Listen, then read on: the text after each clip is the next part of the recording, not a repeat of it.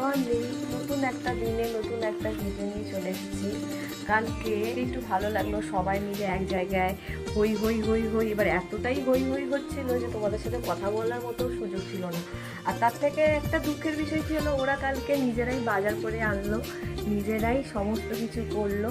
আর তাছাড়া আবার ওরা খাওয়ার যে সময় ছিল না, ওরা কী করলো, খাবার দাবার প্যাক করে নিয়ে চলে গেছে। কারণ আমাদের এখানটায় গাড়ি ঘোড়া তো ছুটি ছাটার দিন কম। এবার গাড়ি ঘোড়ায় যে যাবে সেই রাস্তা পুরো ফাঁকা, কোনো গাড়ি দেখতে পাচ্ছে না।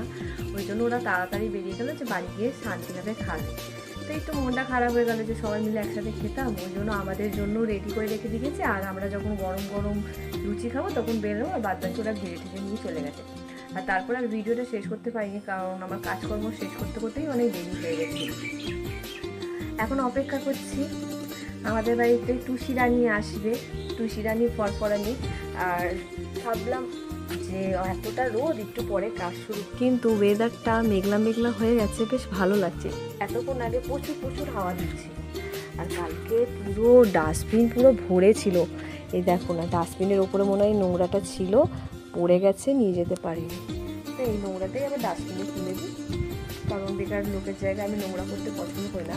আর আমাদের কচু বাগানে মনে হয় ওই বাজারে যেসব কচুগুলো বিক্রি হয় না, এখান থেকে কেউ এসে কচু শাক কেটে নিয়ে গেছে। ওই জন্য না আট খাপচা হয়ে আছে।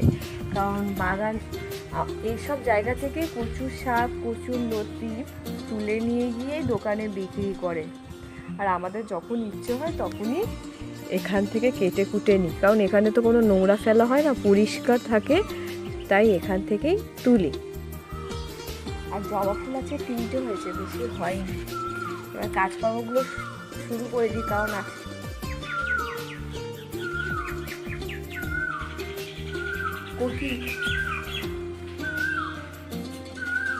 আমাদের এখানে কোকিল এত সুন্দর, মানে সকাল থেকে যে শুরু হয়েছে কোকিলের আওয়াজ, ওই জন্য একটু তোমাদেরকেও একটু শুনিয়ে দিলাম। এত সুন্দর লাগছে, থেকেই এরকম আওয়াজ করছে, সে সকাল থেকে শুরু করছে। চলো কাজটা শুরু করে নিই, কারণ আজকে তাপটাও কম আছে, কাজটা করতেও সুবিধা হবে। আগে নোংরাটা তুলে নিই। এই দেখো আমাদের বাড়িতে কে এসছে, টুসি মামুনি। অ্যাপয়েন্টমেন্ট দিয়েছিল আমাকে, হ্যাঁ অ্যাপয়েন্টমেন্ট ক্লিয়ার হয়ে গেছে, আজকে পেয়ে গেছে। টুসি এসেছে, প্লাস আমার জন্য অনেক কিছু নিয়ে এসেছে। চিপস এনেছে, তারপরে হলো এই কচুর লতি, ওইগুলো নিয়ে এসছে। আর টুসিকে রিশুর বাবা বলেছে টুসিকে বেঁধে রেখে দিতে, দড়ি দিয়ে একদম এরকম করে। হ্যাঁ, যেতেই দেবে না আজকে আমাকে, তুই থেকে যা টুসি, আমাকে তো যেতেই হবে। এত ভালোবাসি তো আমরা সবাই, খুব ভাও খায়, খুব ভাও।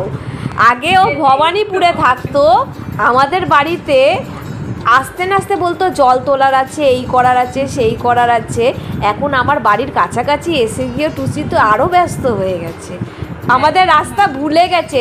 আমাদের রাস্তাটাকে বলছে নাকি অনেক দূর, অনেক অনেক।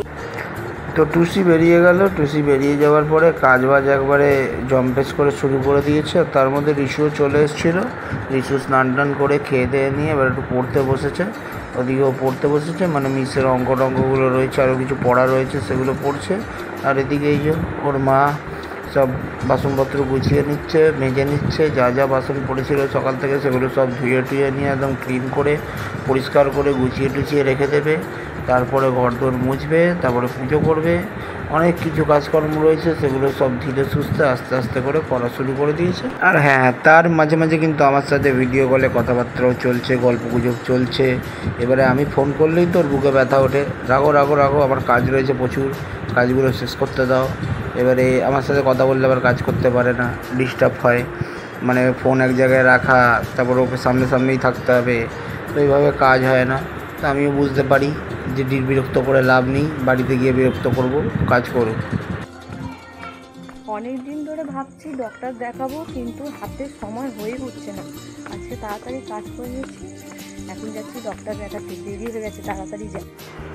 ডক্টর দেখাবো করে আর হয়নি, ফাইনালি দেখিয়ে নিয়েছি। আমি তো ভাবছিলাম যে মনে হয় ডক্টরের চেম্বার বন্ধ হয়ে যাবে, মানে সবার লাস্টে আমি ছিলাম, তার আগে একজন ছিল আর একজন দেখাচ্ছিল, টোটাল 3জন ছিলাম আমাকে নিয়ে। আর আসার টাইমে খুব খিদেও পেয়েছে, ভাবলাম যে না, আর পুজোটা করে যায়নি, পুজো করে গেলে আজকে আর ডক্টর দেখাতে হতো না। 4খানা পান্তুয়া নিয়েছি, আমার ঠাকুরকেও দিয়ে দেবো, ঠাকুরকে দিয়ে তারপরে আমরা 4 জন মেম্বার আছি, খেয়ে নেবো। আর দেখো না, জামা কাপড় ওখানে রেখে দিয়ে জল ঝরতে রেখে দিয়ে আমি চলে গেছি। এবার জামা কাপড় বেরবো, তার সাথে পুজোটা আমি সেরে নিই। খাওয়া দাওয়া হয়ে গেছে, একেবারে রাত্রিবেলায় চলে এসেছি। আর জানলাগুলো বন্ধ তো, হাওয়াও দিচ্ছে না, আর খুলিও না খুব একটা, কারণ সারাদিন খোলা থাকে তো, এবার রাতের দিকে বন্ধ করে দিই, না হলে না ওই যে হাতের এইদিকে দেখো, তারপরে এই সাইডটা ওই মশাগুলো না পয়েন্ট পয়েন্ট করে দিয়ে যায়, বোঝাও যায় না, ওই জন্য বন্ধ করে দিয়েছি। খুব গরম লাগছে, মুখ হাত কাটে একটু ভিজিয়ে এসেছি। গা ধরবো না, কারণ কানের সমস্যা আছে, আর এত গরম পড়েনি এখনো পর্যন্ত যে রাতে গা দিয়ে শোবো। ওরা আগে খেয়ে নিয়েছে, আমি তো দেরি করে খেলাম, কারণ আমার পেটটা একটু ভর্তি ছিল, ডালের বড়া খেয়েছি।